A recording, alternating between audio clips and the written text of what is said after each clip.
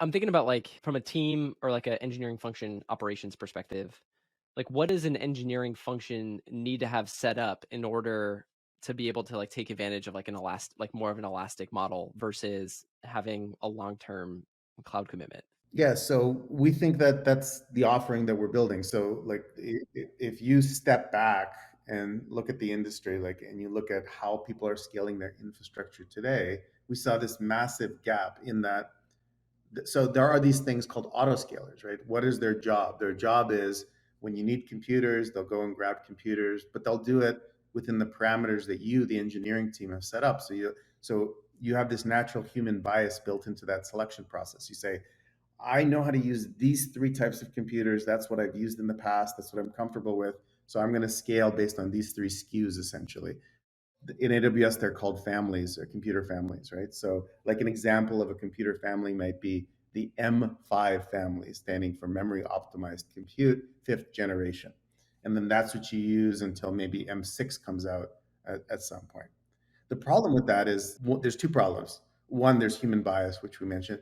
And the two, those aren't price driven decisions. Those are decisions of comfort. Like, I've used this thing, it seems kind of reasonable price, so I'm going to go use them. Well, it turns out that Amazon has over 500 different types of computers that you can rent on the menu, and they have different pricing all the time, especially when you take into account reservation and spot instances. This whole inventory is in constant flux. It's impossible for a human being to keep up with all of those price changes and the supply and demand curve. What we said was, okay, well, what if CAS takes the place of the autoscaler in this context? And we start making those decisions based on what the application needs for performance, but also what the cost in the market is. So we could swap in and swap out infrastructure as it changes and fluctuates in price. And we can look across all of the different pricing schemes on demand, reserve, spot instance. And it turns out you have to make those decisions very frequently. We make them every 15 seconds. And as a result, just it's impossible. You need a machine to play that game. You can't have humans try to keep up. So the way we see it is, to try to take advantage of those things, you could write your own software and your own plugins for the cloud, and we've seen people do it somewhat successfully. But it's a huge engineering effort. We really think that there's a product or a project missing in the industry to help customers with this very specific cloud cost economics problem. Definitely. Just to recap a little bit of what we've talked about so far. So we talked a little bit about Kubernetes, the move to containers, CI/CD, and how all those things sort of orchestrate together, and how that's sort of an option. Building out the infrastructure for that is an option to help support some of the more flexible options. Are there other cost planning options that you would point people to help with some of the like bigger expenses around creating the cost of goods for a SaaS oriented company? So cost planning is an interesting one because you've got multiple teams involved. Like, it's not just one engineering team. Modern engineering teams are broken out into service teams, right? Like, you've got different microservices for different functions within your software, and each one of them has been designed to kind of run independently of one another. So that, think of them as small businesses or ecosystems. Now, what happens when you're using shared infrastructure and one team goes on a drunken binge of infrastructure usage, right? How do you allocate those costs, right? So that's another major problem, especially in Kubernetes, because it's a multi-tenant environment and it should be, because you imagine you had a team and you were half using your computers, and I had a team and I was half using my computers. Well, now we have two pools of inefficiency. We should bring those together to reduce total inefficiency. Here's kind of the problem from a planning perspective.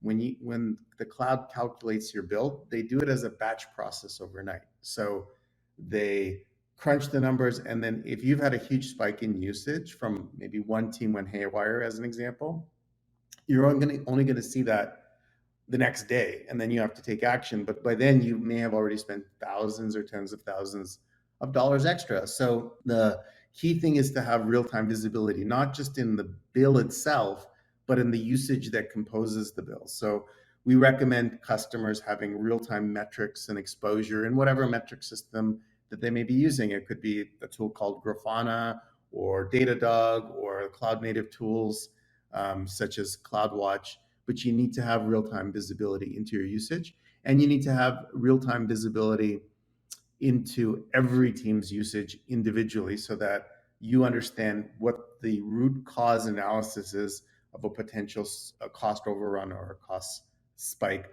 And Patrick, this is actually a point where it gets interesting. This is such an important need in the industry, especially for Kubernetes users, which we're highly integrated with. We are going to be launching, this is kind of a bit of a sneak peek, a free tool for all customers. You don't have to sign up with us commercially. You don't even have to talk to a human being, but you sign up and you connect your Kubernetes clusters, and then we'll give you that real-time visibility within kind of 15-second resolution to understand what each one of your teams is using, what infrastructure they're running on, and what they're doing relative to their kind of normal pace of utilization in the cloud. So that's one kind of seeing that deep visibility in real time is a really important tip. And then I will say that running a engineering-led process where you take an evaluation of your cloud costs, and not just compute costs, which we're heavily focused on, but storage, database, egress, which is a huge topic that we should talk about. Egress being the traffic that comes out of the cloud. All of these things have to be monitored all of the time because slight changes in architecture can lead to poor cost results. So we have a practice, for example, we have a ledger that comes out given all of the real-time visibility that we have, once a month we get together as a team and we all look at the bill. We all understand their components. All the team leads get together and we have active debate as to how we can drive utilization.